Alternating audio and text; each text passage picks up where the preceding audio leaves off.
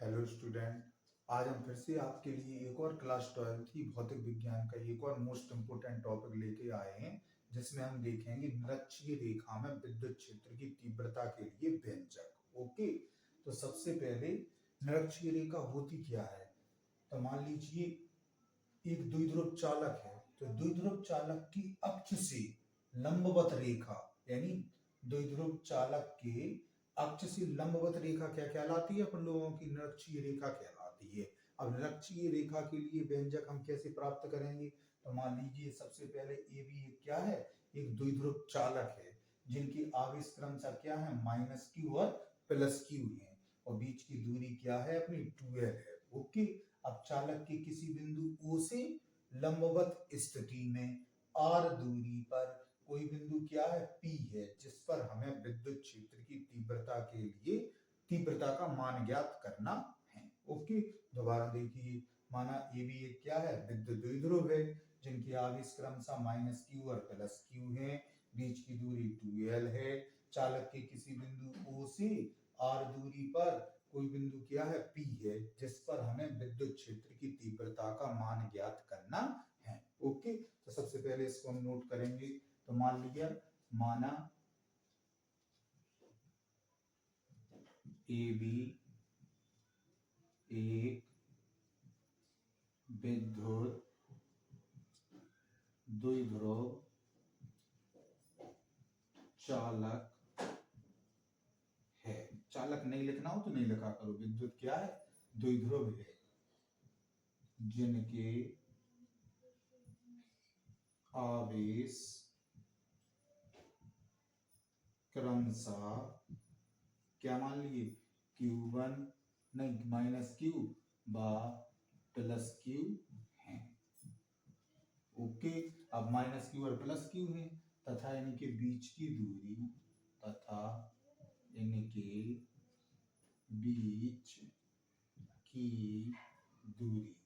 मान लो हमने क्या मान ली, 2l है। ओके, अब चालक के या द्विध्रुव के, यहाँ क्या लिख सकते हो, द्विध्रुव के किसी बिंदु O से लंबवत स्थिति में r दूरी पर कोई बिंदु P है, जिस पर हमें विद्युत क्षेत्र की तीव्रता का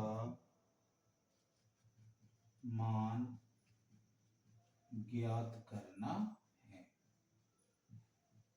ओके, अब सबसे पहले हम लेंगे, इसमें एक समकोण त्रिभुज क्या दिख रहा है, देखो AOP में। ओके, तो सबसे पहले इसमें दो समकोण त्रिभुज AOP में। ओके, तो इसमें हम लगा देंगे PGT यानी पाइथागोरस प्रमेय से। कैसे, पाइथागोरस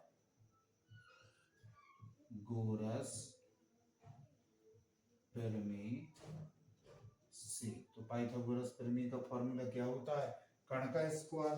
तो कर्ण अपना क्या है, इसमें AP का स्क्वायर बराबर लंब क्या है, OP का स्क्वायर प्लस आधार क्या है अपना OA का स्क्वायर। ओके, अब यहाँ हो जाएगा अपना AP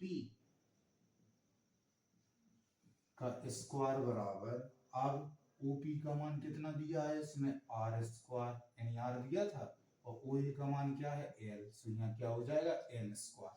अब यहाँ से स्क्वायर हटाएंगे, अपना क्या चढ़ जाएगा, अंडर रूट, तो यहाँ क्या हो जाएगा, R square plus L square. Okay, अब इस त्रिभुज में हमारा जो AP है वो किसके बराबर है, BP के। तो हम यहाँ लिख सकते हैं त्रिभुज APB में जो हमारा AP है वो काय के बराबर है, अपना BP का, यानी जो AP का मान होगा वही अपना काय का हो जाएगा, BP का हो जाएगा। हम यहाँ लिख सकते हैं BP बराबर क्या है, under root R square plus L square. Okay, अब माइनस क्यू, अब इसके कारण अपन लोग क्या निकालेंगे, तीव्रता, या इससे पहले cos थीटा का मान निकाल लो इसमें, तो हम क्या लिख सकते हैं, cos थीटा बराबर क्या होता है, आधार यानी क्या है OA, लंब क्या है अपना AP, तो AP लिख दिया, तो cos थीटा बराबर क्या हो जाएगा, OA का मान कितना दिया है L, तो AP का मान अभी L क्या निकाल लिया, under root R square plus L square. Okay, अब हम निकालेंगे माइनस क्यू आवेश के कारण विद्युत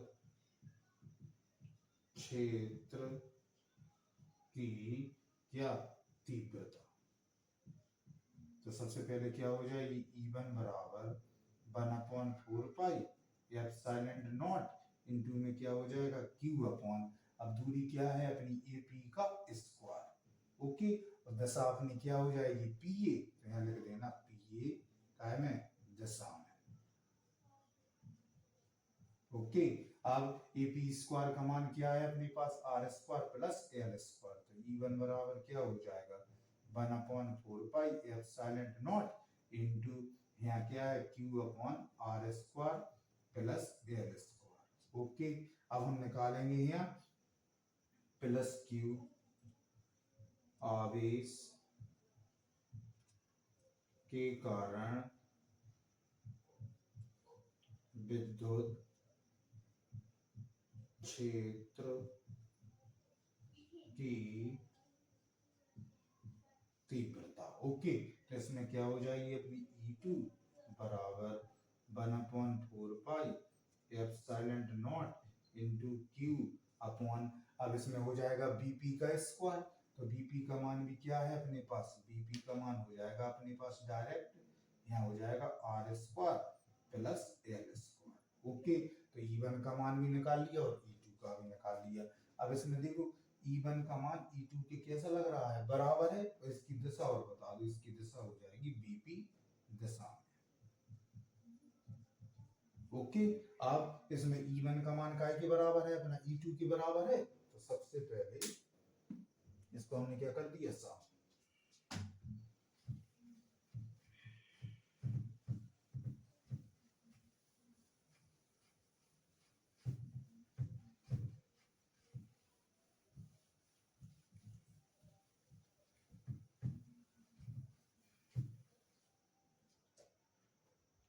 अब देखो इसमें E1 का मान काय के बराबर है, E2 के बराबर, तो हम यहाँ लिख सकते हैं E1 बराबर काय के E2 के। ओके, अब परिणामी तीव्रता का फॉर्मूला क्या था चित्र में, यहाँ लिखेंगे बिंदु P पर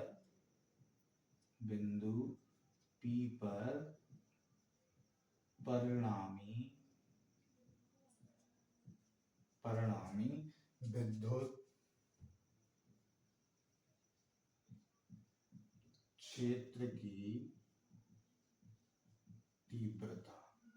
ओके, तो इसका निरक्षीय स्थिति में डायरेक्ट फॉर्मूला होता है बेटा E बराबर E1 cos थीटा प्लस क्या है E2 cos थीटा। ओके, अब इसमें E1 काय के बराबर है अपने E2 के बराबर है, तो E2 की जगह जब तुम E1 रखोगे तो जो दोनों क्या हो जाएंगी प्लस, तो यहाँ क्या आ जाएगा E बराबर 2 E1 cos थीटा। ओके, अब यहाँ क्या है अपने पास E बराबर 2, अब E1 का मान चेक कर लो, E1 का मान कितना है अपने पास 1/4 pi epsilon naught into Q upon R square plus L square, तो जो मान रखो यहाँ, तो क्या रख देंगे 1/4 pi epsilon naught into Q upon R square plus L square. Okay, अब cos थीटा का मान क्या दिया है, देखो L upon under root R square plus L square है, तो यहाँ जी रखेंगे तो क्या आ जाएगा L upon under root R square plus L square. Okay, अब इनको एक साथ लिखेंगे तो सबसे पहले क्या आ जाएगा यहाँ E बराबर 1/4 pi epsilon naught into Q, अब ये 2L को साथ में रख दिया तो यहाँ क्या आ गया 2L अपॉन, अब देखना बहुत ध्यान से, यहाँ R square plus L square, यहाँ भी R square plus L square, तो यहाँ इसकी होल पावर कितनी मानी जाएगी, 1 मानी जाएगी। तो इसकी होल पावर कितनी है, 1/2। तो आधार समान होने पर क्या होता है, आधार समान होने पर गुणा में घातें क्या हो जाती हैं, जुड़ जाती हैं। तो इनका आधार समान है तो इनकी घातें हम जोड़ेंगे तो क्या आ जाएगा, डायरेक्ट r² प्लस l²। अब इन दोनों को प्लस किया तो क्या आ जाएगा अपने पास, 3/2, यानी इसका 1/2 और प्लस 1 तो क्या हो गया अपना 3/2 हो गया। अब q इंटू 2l को क्या बोलते हैं अपन लोग, p। तो 1/4 pi epsilon not into p upon में क्या है अपने पास बताओ, यहाँ तो p आ गया, अपॉन में है r² प्लस l² की पावर कितनी है, 3/2। ओके, अब हम क्या जो पिछली वीडियो में देखा था अक्षीय रेखा में, तो ऐसे इसमें लिखेंगे क्या, r² की तुलना में l² का मान कैसा है, बहुत छोटा है, इसलिए l² बराबर हम क्या मान लेंगे, 0 मान लेंगे। तो इसको हम हटा देंगे, तो यहाँ लिख लेना क्या, द्विध्रुव के लिए r² का मान l² की तुलना में, यानी l² का मान r² की तुलना में कैसा है, बहुत छोटा है, इसलिए l² को क्या करने पर, छोड़ने पर। ओके, दोबारा देखो, विद्युत द्विध्रुव के लिए l² का मान r² की तुलना में कैसा है, बहुत छोटा है, इसलिए इसको क्या करेंगे, छोड़ने पर, या l² बराबर क्या मान लेंगे, 0। ओके, तो यहाँ हम नोट करेंगे इसको। ओके, तो यहाँ लिख लोगे तो यहाँ डायरेक्ट क्या आ जाएगा अपने पास, E बराबर 1/4 pi epsilon not into p upon में r²। अब जिधर हटा दिया हमने तो यहाँ इसकी होल पावर क्या बची अपने पास, 3/2। अब यहाँ 2 से 2 कैंसिल हो जाएगा, फिर क्या बचा, E बराबर 1/4 pi epsilon not into p upon, अब यहाँ केवल क्या बचा, r³। ओके, यही हमारा क्या हो जाएगा, आंसर। ये हो जाएगा अपना निरक्षीय स्थिति में आंसर। ओके, वीडियो समझ में आया, यदि वीडियो समझ में आया तो वीडियो को कीजिए आप लोग शेयर और चैनल को कीजिए subscribe. Okay, thank you for watching.